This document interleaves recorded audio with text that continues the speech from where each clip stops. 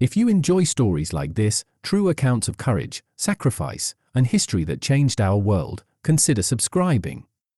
On the night of January 17, 1968, 31 commandos from the North Korean People's Army (KPA) cut holes in the chain-link fence running along the southern edge of the Demilitarized Zone (DMZ) and crawled past sleeping U.S. soldiers. Their mission was to infiltrate Seoul, the capital of the Republic of Korea (ROK), and kill President Park Chung-hee. It was the most audacious act the Democratic People's Republic of Korea (DPRK) had initiated since the 1950 invasion of the ROK. The death of Park was intended to spark a popular uprising and allow communist sympathizers to take control of the government. This endeavor was the defining event of the little-known Second Korean conflict from November 1966 to December 1969. Except for the Americans who served in it and the families of 75 military personnel killed in action, details of the assassination attempt and the 3-year struggle against North Korean aggression were lost in the turbulence of the 1960s. The Vietnam War relegated U.S. military operations in Korea to a holding action, underfunded by the Department of Defense, downplayed by Washington bureaucrats and out of the sight of the American people. For South Koreans, the Second Korean conflict was a war of national survival. It cost the lives of 270 soldiers and 75 civilians. Memories of the fallen, particularly of those who died thwarting the attempt on President Park's life, are still revered. Known as the Blue House Raid, this blow came close to fracturing the ROK-US alliance and was a grave embarrassment for the United States. The Korean Armistice Agreement, signed July 27, 1953, ended 3 years of fighting that killed thousands of soldiers and civilians. The agreement established a military demarcation line, MDL, with a 2-kilometer buffer area, a demilitarized zone, DMZ, on either side. The 151-mile MDL became the de facto border between North and South Korea. Armistice rules limited the number of troops and types of weapons allowed in the DMZ. The intent was for small constabulary formations to be there. From the outset, the KPA flouted those provisions and built fortified outposts manned by heavily armed troops who regularly fired across the MDL. In the decade following the armistice, 7 GIS, 13 ROK soldiers and 8 KPA fighters were killed in DMZ-related skirmishes.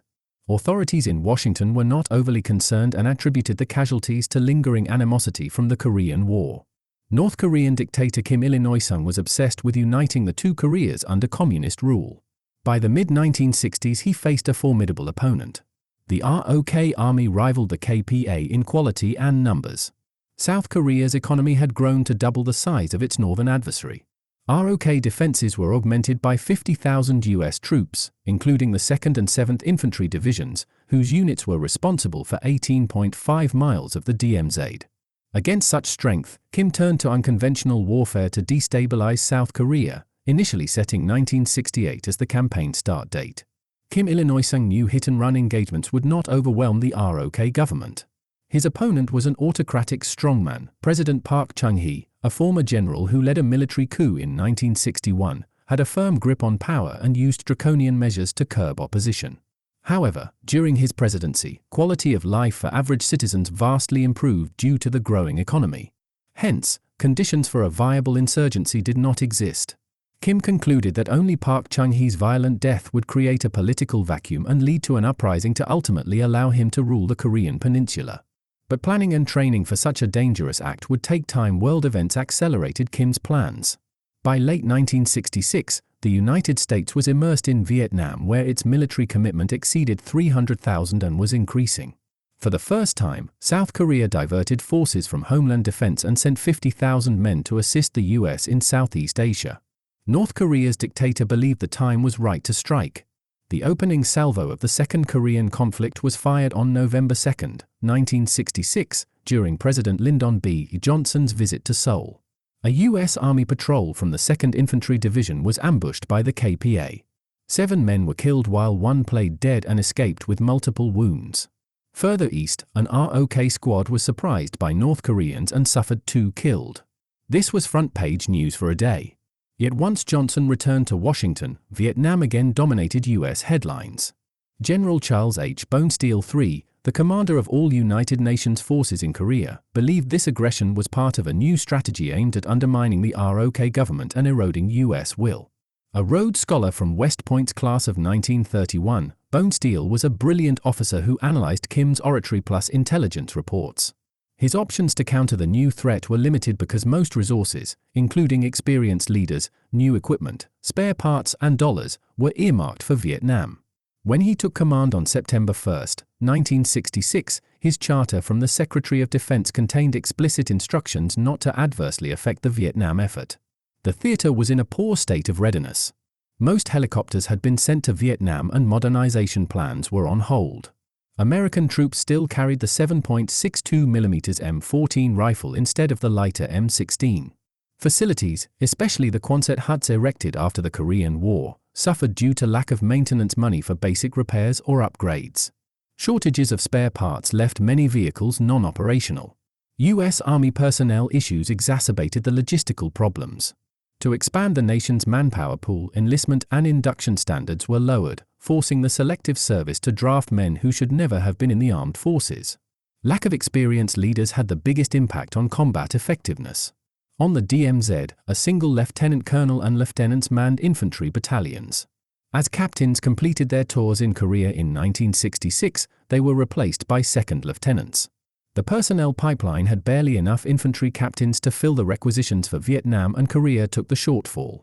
As a result, young officers on their first assignments were commanding companies, positions normally held by captains. Rookie leaders made mistakes inevitable. Clashes with unidentified infiltrators, called UICE, had not abated since President Johnson's visit. Bonesteel proposed building a barrier and obstacles to impede enemy infiltration and to enhance surveillance. He emphasized impede since no obstacle would stop determined infiltrators. The concept centered on a series of platoon guard posts inside the DMZ and a 10-foot-high chain-link fence along the southern trace of the zone. Watchtowers were to be constructed along the fence. Patrols would be increased. Improved bunkers and firing positions would be in place so the entire fence was under observation. Sensors, mines, and mechanized quick reaction units were part of the mix. The general ordered 2 more U.S. infantry battalions to the DMZ, bringing the total to 5. But money was required and there was nothing in the budget to cover the $30 million, $274 million today, needed to start the project. The proposal was derided inside the Department of Defense and in the press as Bonesteel's folly. Yet snide comments did not dissuade the general. Knowing how to work the bureaucracy, Bonesteel obtained research and development funds for a DMZ barrier test. He knew if the enterprise started in the U.S. sector, getting a foot under the tent flap, he called it, the concept could ultimately expand to encompass the entire DMZ. Construction began in summer 1967. Immediately GIs named it the barrier. While work was in progress, 11 more U.S. soldiers were killed. Exasperated by the shortage of seasoned infantry company commanders, Bonesteel went directly to the Chief of Staff of the Army, General Harold K. Johnson, and asked for 40 infantry captains with Vietnam combat service to fill the void. Johnson was convinced and told the personnel people to make it happen. Captains returning from Vietnam in the summer and fall of 1966 began arriving in Korea in November 1967 as the first stage of the barrier was completed. These company commanders were sorely needed. The year 1967 saw a 7-fold increase in firefights, with 150 occurring in the U.S. sector alone. 16 GIs were killed and 51 seriously wounded. The ROK Army suffered more grievously with 115 KIA and 243 wounded. Unlike Vietnam, where body counts were liberally estimated, the corpses of 228 North Korean soldiers killed were dragged to central locations for verification. On January 17, 1968, 31 communist commandos crossed over the border, dramatically changing the tenor of operations.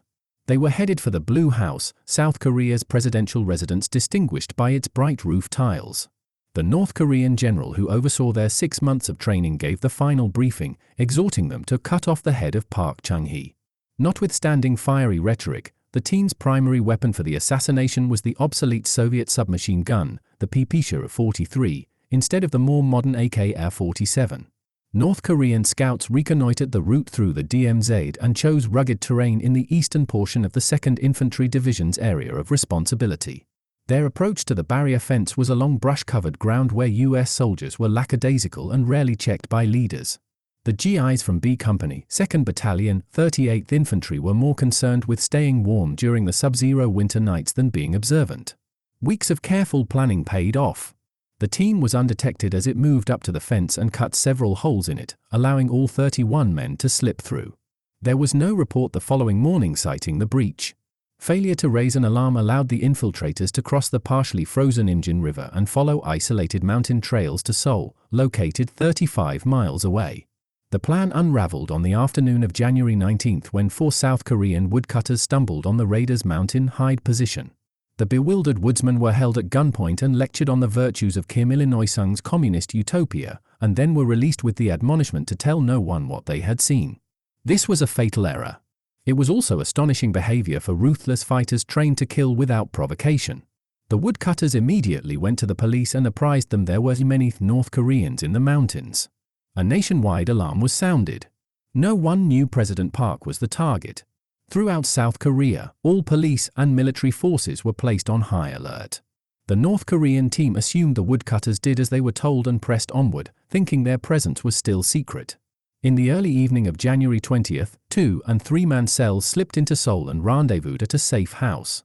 They were alarmed by the amount of security around government facilities and the number of soldiers and policemen patrolling the streets. Even though the odds were against them, they decided to continue the mission, posing as a returning patrol and moving to the Blue House. An inquisitive police contingent stopped them at a checkpoint 800 meters from their goal. Their faltering answers to questions were suspicious. The police captain drew his pistol and was killed instantly as a major firefight erupted. The raiders scattered, trying to escape, leaving behind 2 dead. Shooting continued throughout the night as the police and soldiers pursued groups of fleeing commandos. 24 innocent civilians caught in crossfire while riding on a municipal bus were among the casualties. At first light, South Korean and US soldiers began scouring the mountains surrounding the capital. Clerks, cooks, and mechanics were formed into provisional platoons on the DMZ to beef up surveillance and stop any escapees. Within days, 29 raiders were killed, 1 escaped to North Korea and 1 was captured. Yet it was a costly victory. 68 South Koreans, military, police and civilians, and 3 Americans were killed. Scores more were wounded. The captives' debriefing created a crisis in confidence between the Republic of Korea and the United States. The KPA lieutenant, Kim Shin-jo, was brought to the DMZ where he identified the exact location they cut the barrier fence. Not only had the guards been sleeping, but the chain-link fence was crudely repaired, indicating that the holes had been discovered and someone had tried to cover them up. If leaders had checked their men and the fence in accord with the division's standard operating procedure, this would not have happened. South Korean officials were infuriated by this dereliction of duty and threatened to withdraw Korean forces from Vietnam, claiming US soldiers were incapable of defending Korea. News of the fiasco spread through the 2nd Infantry Division. Retired Colonel William A. Bud Henry, then a captain and a company commander in an adjacent infantry battalion, recalled, "It was a terrible screw-up, bad enough troops were sleeping on duty but far worse when they found the holes in the fence, fixed them and did not report it. The troops pretended nothing happened and probably hoped the whole thing would go away. We assumed somebody was going to jail over it." One bad thing followed another. On January 23rd, as details about the Blue House raid were being sorted, North Korea's Navy seized the USS Pueblo, an intelligence ship sailing in the Sea of Japan. 1 US sailor was killed and 82 crewmen were taken hostage.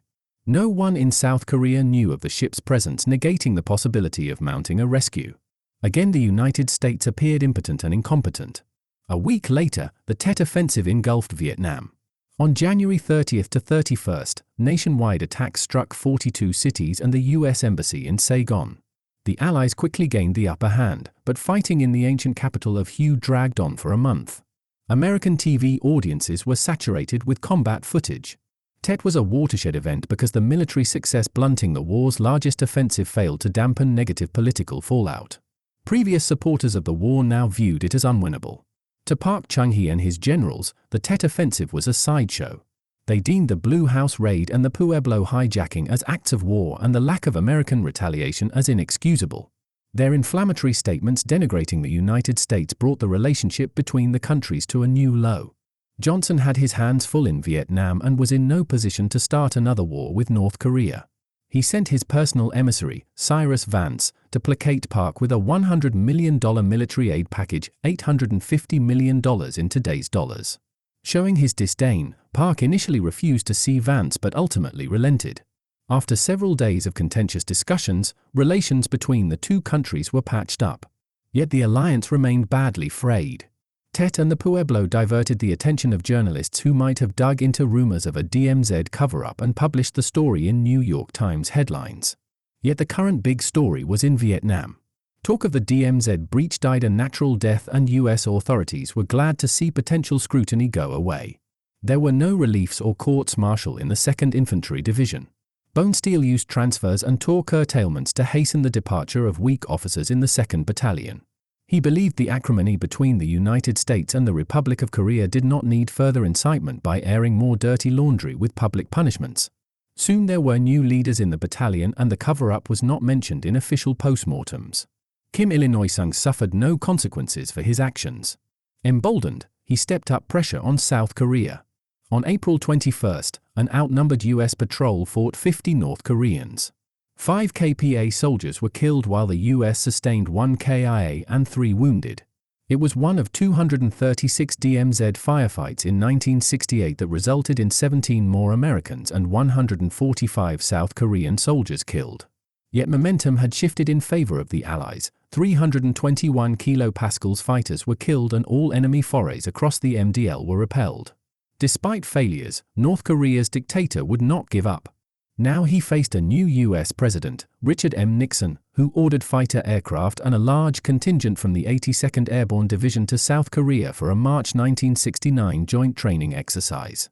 This show of the alliance's strength unsettled Kim, who believed it was a precursor to an all-out invasion of North Korea. He rolled the dice one more time with a premeditated attack on the United States. On April 15, Kim Il-sung's birthday, 2 MiG-21 fighters shot down a U.S. Navy intelligence aircraft 95 miles off the coast of the DPRK. 31 U.S. servicemen died. President Nixon was irate but opted for a show of force versus bombing North Korea. He immediately resumed intelligence flights, but they were escorted by heavily armed jet fighters. Nixon ordered a naval task force of 2 carrier battle groups into the Sea of Japan. Kim declined to test his enemy further. In fall 1969, the communist dictator ordered a decrease in offensive activity and purged KPA leadership. Failure had dire consequences in Kim's hermit kingdom. Many high-ranking military officers were executed or condemned to life in prison. The general who planned the Blue House raid was the first to face torture and the firing squad. At the time, no one realized United Nations troops had defeated the DPRK's unconventional warfare campaign, except Kim Il-sung. The Blue House raid and that period of violence are described in Major Daniel Bolger's 1991 study, Scenes from an Unfinished War, Low-Intensity Conflict in Korea, 1966 to 1969. Even in his account, there is no mention of deception on the DMZ. Misguided efforts of a few US soldiers were swept away, overshadowed by the Pueblo and 3,600 Americans killed during the Tet Offensive. In his summary, Bolger stated, "The Second Korean conflict has drifted into obscurity, a curious episode, a footnote to the Vietnam era."